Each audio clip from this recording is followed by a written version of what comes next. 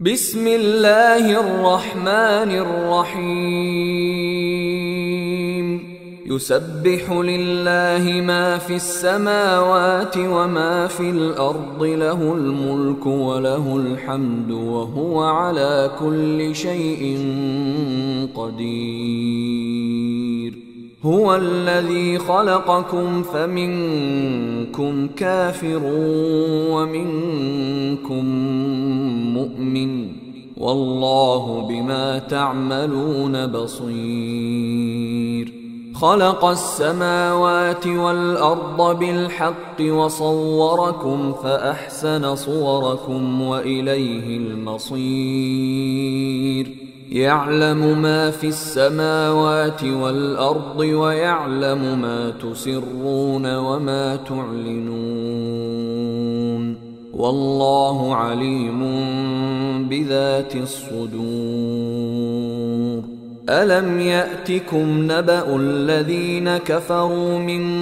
قبل فذاقوا وبال أمرهم ولهم عذاب أليم ذلك بأنه كانت تأتيهم رسلهم بالبينات فقالوا أبشر يهدوننا فكفروا وتولوا واستغنى الله والله غني حميد زعم الذين كفروا أن لن يبعثوا قل بلى وربي لتبعثن ثم لتنبؤن بما عملتم وذلك على الله يسير فآمنوا بالله ورسوله والنور الذي أنزلنا والله بما تعملون خبير يوم يجمعكم ليوم الجمع ذلك يوم التغابن ومن يؤمن بالله ويعمل صالحا يكفر عنه سيئاته ويدخله جنات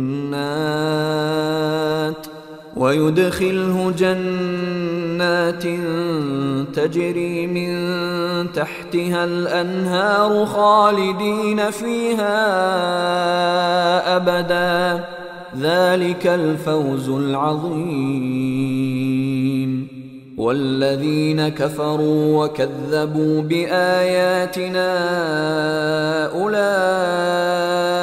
أصحاب النار خالدين فيها وبئس المصير ما أصاب من مصيبة إلا بإذن الله ومن يؤمن بالله يهد قلبه والله بكل شيء عليم وأطيعوا الله وأطيعوا الرسول فإن توليتم فإنما على رسولنا البلاغ المبين الله لا إله إلا هو وعلى الله فليتوكل المؤمنون يا أيها الذين آمنوا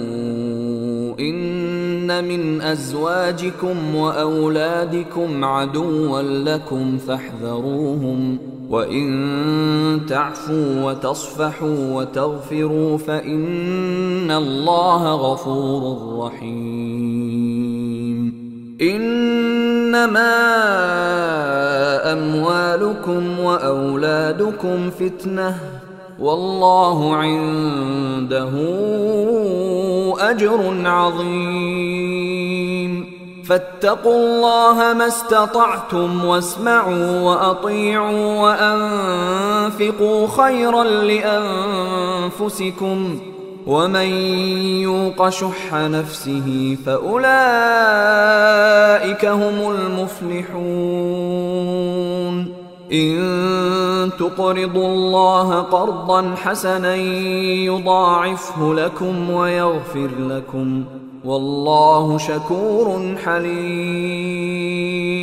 عالم الغيب والشهادة العزيز الحكيم